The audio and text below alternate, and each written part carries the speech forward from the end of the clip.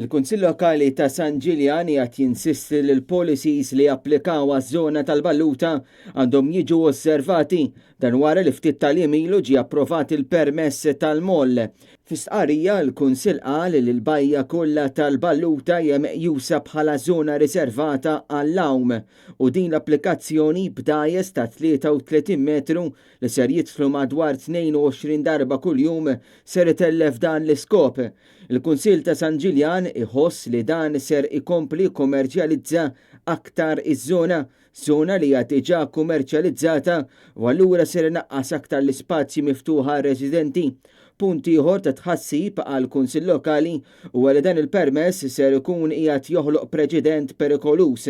Mill-ġdid il-Kunsill reġa' tenna l-impenn tiegħu li jgħin il-laqdiet sportivi kollha fil-madwar, partikolarment li żewġ timijiet tal-water polo.